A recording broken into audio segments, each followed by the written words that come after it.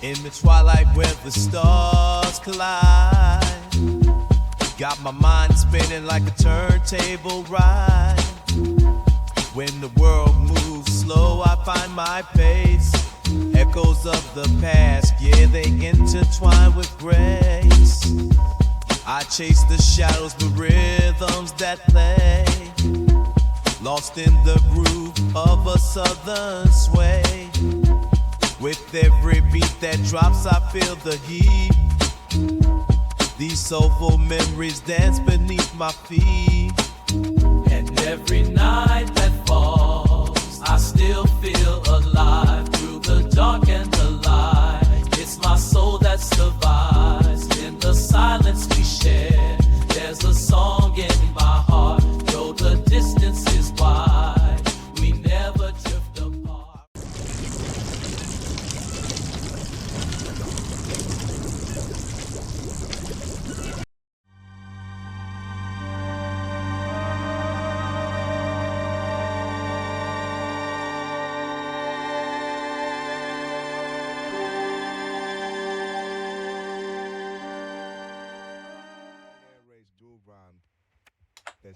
Yo, man, it's your boy, man, son. Just coming at y'all with another fucking banger again, as usual, and before we start this video, man, I just want to speak peace, life, love, victory, tranquility, and, just mental stability, man, over anybody and whomever may come across this video, right? And I know that usually y'all used to the other videos, me in the truck on some chill shit. I'm just popping it and doing this and that or riding around, showing y'all the scenery of the city while I talk about whatever topic I'm on, right? And, just a side note, I apologize if y'all hear the noise in the background. I'm getting some work done on the house, so, yeah. But anyway, this video right here is different, man, because, we need to talk about, before I even get into the video, man, we need to talk about the state of what's going on in this whole YouTube metaverse, bro. It's like overnight YouTube then became a new hustle. I guess since flowers became legal, you know what kind of flowers I'm talking about, and I guess since technology then advanced to such a level where ain't no more standing on no corners no more, because you got cameras on every car, well, almost every car. You got cameras on the doorbell, cameras on the light, you got cameras everywhere. So really, crime then became obsolete. You getting caught, nigga. It's just that plain and simple. So now you have dudes like, man, bro, what's the next hustle? Because for some reason, nobody want to work and just save their money and then do what they want to do, then start their own business. Everybody got to figure out the fast way. Everybody got to figure out a way to sift money and fleece people, for their shit. You know what I'm saying? And that's what's happening right now, bro. You have these dudes coming online and they saying that, that they coming in the name of, intellectual conversations and debates and shit. And in reality, bro, they just hopping on live stream, hollering at motherfuckers, screaming, talking about how dumb you are and how smart they is and how their life is so much better. You know what I'm saying? And the shit is ridiculous. And then turn around and beg for a goddamn like, a subscribe and a damn cash app after insulting motherfuckers. And don't dare call up that nigga and fuck around and start getting on one of their ass, bro, because they gonna definitely mute you. They gonna get you up out of there, bro, because they are YouTube pastors, bro. The pastor don't want his congregation leaving, going to another church, because they might end up staying at that church because that pastor's word might be stronger. Now, the pastor that lost members of his congregation, now his money looking funny. And that's why all this stuff boils down to, bro, is money. So this dude right here on the screen, right? I forgot his damn name, to be real with you, bro. But I'll put it in the description, bro. It's called Real Aggravated or something. I don't know, I forgot. But anyway, as you can see right here, he basically just sits right here on live stream. He has these topics over his head, and basically he says that, call in on his Discord and you can debate him on any of these topics. And as you can see, debate record 22, 113 and 0. That says all you need to know right there. You know what I'm saying? But anyway, so I ended up calling into the show or whatever, and I told him about the dinosaurs or dragons thing, and basically I was telling him that I don't think that dragons are dinosaurs, and I don't even think that dragons really even existed, because a lot of these mythological creatures and beings are nothing more than anamorphic representations of, sometimes kings or prophets or even people like predecessors, they'll deify them and stuff like that. You know, there was a common practice in the ancient world to deify your predecessors and to deify your ancestors, you know. And this is the thing, right? So I called up there, and basically, man, long story short, you know, this presentation is going to show you what I was trying to tell him. But before I got a chance to land, you know, the dude was like, look, man, you know, everything you're trying to say, man, I already know. Okay, man, with him use his voice. Look, man, you know, everything you're saying right now, man, you already know. You know, I already know what you're saying. You know, can you just speed this up, man? You know, this taking too long, man, okay? Okay, like, I know what you're saying, man, just come on, you know? So, that was rude as fuck, but I ignored the shit and kept it pushing, you know, because it's supposed to be about intellect, not emotions. So, the next thing I know, he keep interrupting me, right? So I'm finna land and I tell him, like, hey, man, hold up, like, you know, you keep interrupting me. He mutes me. Then he goes on a whole damn, I don't even know, bro. He just was tripping. You know what I'm saying? He just went on a whole damn rant talking about how he was having a good morning and I came in screaming at him, and that's gaslighting. Come on, man. That's agent activities, bro. Everybody just witnessed you get flustered because what I was saying had to be hitting home. You felt like I was challenging you on your live stream, making you look stupid. You felt threatened, so you got me up out of there and you just disguised it and flipped it as it was me, which is the definition of gaslighting. So, and another thing is this, right? Dude screaming and talking with his chest and all that. Let me do this real quick. Now, we ain't trying to bully or nothing, right? But look at this individual on the screen. Just take a good look. Now, do you think that a person like this would be saying anything with their damn chest to anybody that's in their face in real life? I'll leave it at that. Now, I gave y'all the backstory. Y'all know what this is about. So let's proceed. So, as I was saying, you know, their whole thing is only I know the truth. You know, I'm so smart and you're dumb. Send me a cash app and drop a like, subscribe, by the way. You know, and they only engage or respond to the comments and the people who are, you know what I'm saying, basically, bro, shit, glazing them, fuck it. I ain't gonna, you know what I'm saying, bro? The people who agree with them and, oh yeah, you're so right, and whoopie whoop, you know, those are the people who they tend to cater to, you know. But the people who challenge them, which, how can you create a platform saying that your platform is meant to debate, but when it's time to debate, you get emotional? So you need to figure out, bro, is this about business? And if that's the case, then you need to just hop on live stream and just rant rave like you do, and rage bait, and troll people like you do, and leave the intellectual conversations out of it, because you know you muddy in the waters, bro. See, and that's what happened when clown ass niggas get a hold of some knowledge, bro. You know, niggas start faking conscious, and unfortunately some people might run across that person and their information before they get a chance to run across an actual person who really bought that shit, you know what I'm saying? And they'll end up chalking up the whole entire quote-unquote conscious community with this dude. In reality, bro, he has nothing to do with nothing conscious at all. You know, I don't even like using that word, but just to understand, but just for y'all to understand what I'm saying, that's why I'm using that word. But in reality, dudes are they grifters.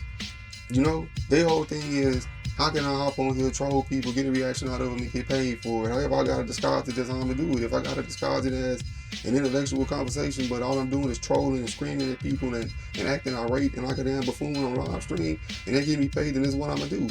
But my thing is just that you give science and logic a bad look, because, okay, let's go to the next one. Now, this same person I just showed y'all, in the live stream, he said that I do not debate logic, I debate scientific data. Now, he didn't say this part, but I just paraphrase it. You know, logic is stupid, statistics are the truth, debate me. Only data matters, you know what I'm saying? But that alone itself is a contradiction, brother, because how can you say that you come in the name of science and logic, but you try to separate the two when they're one and the same? Because science itself relies on logical reasoning. In order to create a hypothesis, bro, you have to observe, you have to use logic, you have to look at something and see how it's moving or see how it's operating, and based off your observation of your logic, you write down what you think going on, basically, and then you test it to see if what you think going on is really what's going on, So therefore, science and logic are not opposing ideas. Logic is one of the foundations that allow scientific investigation to exist. So why are you trying to separate the two? That's the whole problem right there. That's another problem. So now, we get into the dragon thing, right? Now, when we're talking about dragons, we have to go to Mama Kemet, Mama Nubia, the Kushites, Sudan, ancient Ethiopia, you know what I'm saying? Because this is where all of this cobra, sun, serpentine worship really started, or at least this is where it reached its climax. This is where it was in its pristine form, you know what I'm saying? So right here it says that the uraeus, the raised cobra symbol worn by Egyptian royalty, represented concepts such as divine authority, protection, kingship, power, and connection to the gods. And if you look at this symbol right here, you can see this symbol right here on a lot of coat of arms, bro. This looks like the phoenix, the double-headed phoenix, all of that. Straight out of Kemet. Throughout history, serpent and dragon imagery appears across many cultures. I wonder why. The question is whether some dragon traditions could have developed from earlier symbolic meanings: a powerful serpent representing divine forces, a creature associated with kings, gods, and supernatural power. Stories evolving and becoming more exaggerated over generations. Mythology often changes over time, where symbols can transform into literal stories through cultural transmission, aka the telephone game. It started out as the uraeus here in ancient Egypt, which is the winged cobra with the sun disk, as the Nubians and the ancient Egyptians, their influence spread out over the world, spread into, Asia and India and Europe and all these places. They brought that cobra and that sun worship with them, because this was the pristine top culture, in the ancient times. So it's not hard to think that, okay, the uraeus, the cobra, and the sun over time becomes the fire-breathing dragon. I don't see how that's hard to come to that assumption at all. And right here you see the god Ra and all this magnificence, right? Right here you see the falcon head, which represents flight, the dragon's wings, right? Right here you see the sun, which represents fire or breathing out fire. And right here you see the serpent, the king cobra. You see it all right here. Now, just looking at this, what else do you see? Right? If you combine all of these images, right? Let's just say that you were to put this image in the AI and say, combine all of these images and create a mythological beast. You would see a griffin. You would see the head of an eagle, probably the body of a lion, because the lion was another zoo type of African people. And you will see the fire breathing with the sun, and you will see the serpentine tail. It's not hard to come to this hypothesis, bro. You lose logic and observation, but I understand you don't believe in that. And again, here, look at this image. This is a griffin. As you can see, you see the lion body, you see the eagle head, but over time, an eagle, if the eagle is the symbol of your nation, right, and you've taken this ideology, right, and you don't understand the roots, then of course you will replace the falcon with an eagle, but it's still a predatory bird. And then you see the wings representing flight, and then you go back to this. What is the difference? Do you see what I'm saying? You see, if you combine all of these images, you'll get this one. You see what I'm saying? So now that even questions the whole griffin mythology. Is the griffin mythology rooted in this right here? Who knows, Now, in ancient times, see, using animals to represent a culture, country, or people is usually called zoomorphism or totemism. Zoomorphism, attributing animal forms, characteristics, or traits to gods, humans, or entire cultures. Totemism, a belief system where a human, clan, tribe, or culture adopts a specific animal or plant as a sacred emblem, guardian spirit, or symbol of their heritage and identity. So, whenever you think of the sun or a king cobra or a lion or any of those things, you're going to think about Africa, ancient Egypt, the ancient world. Because the cobra, the sun, and the lion are all zoomorphic representations of African people, the Nile Valley African people, right? Which was the height of the ancient world, right? So now you understand that with zoomorphism and totemism, now you see why these images were so sacred to our people, because this represented us.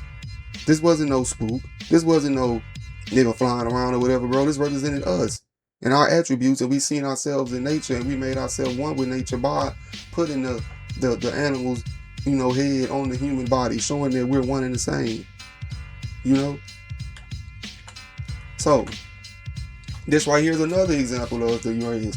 You see right here the winged cobra. You see where his hood becomes the wings, and then you see right here a little representation of the sun, and you see, and as you can see, this is a winged serpent, which is no more than a dragon. A dragon is nothing but a winged serpent. I'm not understanding, like, what's the hard part? And now, if you look at this, right, what do you see here? If we just break down this image, you see this right here clearly has characteristics of a lion. Clearly, you see it breathing fire, right, which represents the sun. You see the wings, right, which represent flight with the eyes on it because it can see from on high, right, like similar to a falcon. You see the lion bottom half, you know, the front legs, and I mean the front arms and the back legs, you know what I'm saying? Then you see the serpentine tail. So basically this is just a combination of all of the African zoomorphic representation. You see it right here. You see the cobra, the serpent. You see the lion. You see the sun. You see the falcon. You see flight. You see it all right here. And this is a depiction of a European dragon. So who influenced this?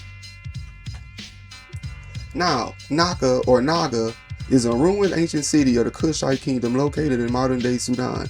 The archaeological site lies about 170 kilometers or 110 miles northeast of Khartoum and 50 kilometers, 31 miles east of the Nile River in the semi-desert landscape of the Butana region. Now, I know y'all probably like, why is this nigga talking about Naka and Naga, and what does this have to do with anything? Because I'm showing you how these are people. Naka or Naga was a Kushite kingdom, right, in ancient Sudan, which we all know that ancient Sudan was a part of Kemet. It was a part of the Nile Valley civilizations. Nubia and Kemet and Naka and all of these civilizations were around at the same time and came, you know, they were developing around the same time. So a person from Naka or Naga would be called what? A Nagayan or a Nagin or plural Nagas, right? That makes sense, right? A person from, people from Naga or Naka would be called Nagas or fucking Nakas, right? Okay, so as we proceed. But for some reason, when you Google a Naga breathing fire, you see a dragon. Now here it just said that Naka or Nagas was an ancient city in the Kushite kingdom, meaning that humans lived here, not no damn dragons. So why, when I look up Naga, they don't show Naga breathing fire, they show a dragon? So Naga and Naka some kind of way became synonymous with serpent. Is it because they brought the worship of the winged cobra and the sun disk and the sun with them as they spread out to these different lands in India and Asia and Europe? Who knows, you know? Now, right here, Nagas, a serpent-shaped group of deities that often take form as cobras, that are prominent in Hindu iconography. Throughout Hindu texts, especially in the first book of the Mahabharata and in local folk traditions of worship, in some regions of the Himalaya, Nagas are regarded as the divine rulers of the region. Now, if we go back here, we just said that Naka or Naga was an ancient city in Kush, right? And then when we get here in India, in Hindu texts, all of a sudden the Naka or the Nagas become this serpent-shaped group of deities that they deify, whom often take form as cobras. Now earlier we just said that it was a common practice, right, in the ancient world to use different zoomorphic representations of a people, right? Okay, so we already know this. So Could it be that over time, the zoomorphic representation of the Naga or Nagas, people of the Nile Valley, their identity basically merged with the Cobra and they became the serpent people in legend as time progressed, as the lands got conquered, as history got destroyed? Their story and their history became part of a fucking myth. And this is why we have to stand up to these niggas and not let them just throw all of our ancestors' hard work into the goddamn trash can, into a fucking myth, and make it up into just a damn fake ass fable story, because our story is the fucking mystery, okay? His story is his story. Our story is my story, which is the fucking mystery. You see it right there in the word. So therefore, we cannot let these niggas attribute our ancestors' hard work and hundreds of thousands of years of fucking recorded development and chalk that shit up and give it to a mythological fake motherfucker that do not fucking exist, and just throw away all their hard work and they get lost in the annals of time as a fucking fable or a mythological being. This shit is ridiculous. Now, as you see right here, this shows a map of Naga and Meroe. This shows you right here where Naga and Meroe would be right here, you know, along the Nile right here, right? Would it be so fucking hard, bro, that science already says that by the time Naga and ancient Kush and all of this, bro, was in development, human beings already traveled from Africa, bro, into the Middle East and all of this shit, bro, maybe 50 or 60,000 years before. So all you know, they brothers and sisters is over here with the same belief system as them, bro, because who knows, bro, because by the time Egypt would reach its zenith, to be honest, bro, Africa was already highly advanced. You know what I'm saying? Like, there was other people in the interior of Africa, bro, doing high level, high powered shit as well. So it's not far-fetched to think that these people traveled from ancient Nubia, from Naga, up the Nile, through right here, across the Red Sea, into the Middle East and Africa and Asia and India and all of that, bro, bringing that Uraeus worship, bringing the worship of the sun, bringing the Cobra worship, and throughout time it became a fucking fire-breathing dragon. How is this hard? I'm not understanding this. So right here, is it really stupid or dumb to use logic and come up with a historical/scientific hypothesis that the Naga Kushites of ancient Nubia possibly traveled to India, spreading the worship of the Uraeus and Cobra from their homeland of fucking the Nile Valley to India, to Africa, to India, spawning the Nagas mythology? Brilliant, godlike, intellectual, serpentine beings. From Kush, Nubia to India. Legends take root, the Nagas are born. Now, over time, look, now let's say the original statue was this melanated brother right here, you know, and all his brilliance. This might have been the original statue of the Nagas. You see, where you can see the zoomorphic representation of the Cobra right here. He didn't have a goddamn Cobra body. Come on, bro. What the fuck?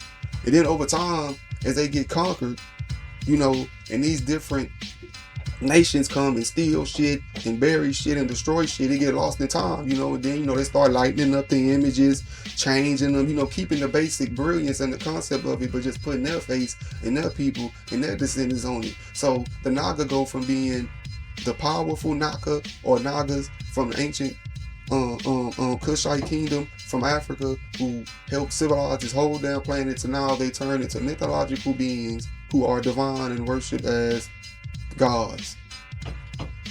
Shit's crazy. So, like I said, yes, the first, and well, you know what I'm trying to say. Look, the first modern humans, aka Homo sapiens, that inhabited India and the rest of Asia originated from Africa. It's just that damn simple, you know. As part of the out of Africa migration, early humans began spreading across the globe around 70,000 to 60,000 years ago, right? So, with that being said, it's so hard that they had already, by the time Nubia and Kush had came into development and it was at its zenith, and it was at its highest peak, right? Well, first of all, Africa had been already civilized for probably 900 goddamn years, bro. There was already farming communities, bro, all up and throughout Africa, bro. It's just Egypt was like just the face of the brilliance, first of all, you know what I'm saying? So it's not hard to believe, bro, that these people took the worship of the Cobra and the sun and took it with them throughout their travels, and it just became the dragon and over here and the griffin over here. But this was a representation, a zoomorphic representation of a people. It wasn't a mythological creature. And yes, deifying ancestors and predecessors known as apotheosis or ancestor veneration was an extremely common and foundational practice across many ancient civilizations. So you see right here that they deified their ancestors, they deified their predecessors. So it's not far-fetched to come up with a hypothesis that the dragons of mythology are nothing more than, or the nagas of mythology, which are the same thing. A naga, a dragon, a griffin is all the same thing, okay? Serpentine, godlike, divine beings, it's all the same shit, bro. African people, it's all the same shit. So yes, we did deify our ancestors and predecessors, so it's not far-fetched to think that these people deified the Naka or the Nagas because they probably brought civilization to that area. They brought their belief system and their spirituality with them, and they were deified, but as time went on, the history was destroyed, and they became mythology, when these were her people with a great, rich history that is being stolen from them to this day. And all of their greatness is being attributed to a fucking mythological beast. And you see in Europe the tales of, oh, we slew the dragon, we slayed the dragon, we had to fight the dragon, and all of this. How do you know that that's not metaphorical writings of wars and conquest in Africa? I mean, come on, man. And another thing is, basically he's saying that there are no dinosaurs, the dinosaurs are dragons. Well, actually, you do whatever you want, but to be honest, it's kind of like why are we even talking about this? Because to be honest, scientific reconstruction, it is scientifically sound because it's rooted in, them finding fossils and, anatomical things like body parts and bones and things like that. But, bro, let me just read. Scientific reconstructions are not 100% accurate. They are considered scientifically sound because they are rooted in fossil evidence and anatomical principles. But because soft tissues like skin, fat, and lips do not easily fossilize, reconstructions require varying degrees of artistic interpretation and educated inference. So basically, they just look at the bones, they imagine how they think it would look. They mix up, okay, well, it will be found these bones in this part of the world, during this age of time, this part of the world was a lush rainforest, so maybe it was an omnivore or maybe it was an herbivore. Basically, that's all they do. But it's not really rooted in anything concrete. So for the fact that you're trying to argue that dinosaurs are dragons when a dragon is a mythological being and dinosaurs as we see them, the physical reconstructions as we see them aren't even, we don't even know if that's how they really look. It's obsolete. And just for example, look at this, right? Let me blow this up. Look at this. So you telling me that scientists in the future, right, when they find a fossil of a beaver, they're going to be able to tell that he had all of this tissue and fat around his tail?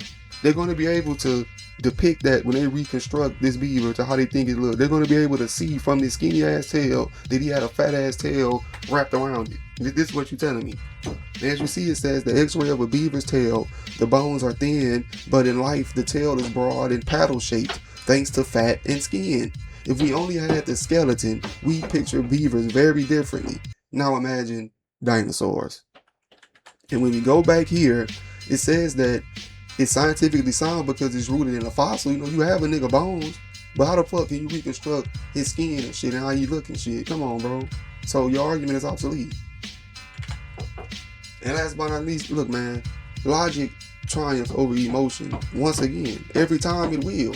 You came at me on some irate, ignorant shit, and I responded to you on some intellectual shit, which is what you claim to be about. But my main thing is this, look, if you just a fucking troller and a fucking rage baiter, bro, and you just hop on live stream to argue with people and just say these off the wall ass shit just to get a reaction out of people, then you need to say that. Don't disguise it as intellectual, because this is what happened to hip hop. See, in hip hop in the 90s, hip hop was kicking history, real shit, man. You heard I Know I Can by Nas. Listen to what he was saying. Shot off the nose to impose what basically still goes on to the day. You see? And then look at what happens, bro. You had brothers kicking that real conscious shit, kicking that real shit, then bitch ass rifters and shit, niggas, weird ass niggas start infiltrating and shit. They turned into a business, and now you have what we have here. The same thing is happening to what is already happening to the conscious community. The conscious community was supposed to be the niggas who were preaching the real shit, kicking the real shit, using logic and science, straying away from the religious way of thinking where you just believe in shit.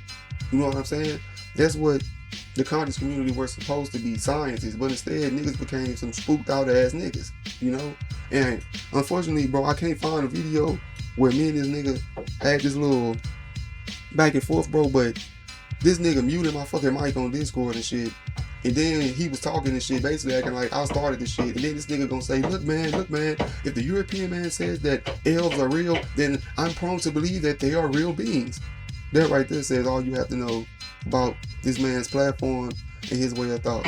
And with that being said, man, look, this your boy, man, Scientist, man. Stay tuned for Topaz Blue. It'll be dropping soon. We working on it, getting things together because we want to present the best to y'all, man. You know, don't let these motherfuckers boast steal our ancestors' greatness and attribute it to no fake ass ghosts, scary ass bullshit. Don't let these niggas do this shit, bro. And don't let them belittle you and talk shit to you any kind of way in the fucking chat, bro. Don't do that. Start your own shit. Say your own shit, bro. Get your own word across where a nigga can't turn off your mic or control what you say or get offended by what you say. You know? And with that being said, man, peace, y'all. One.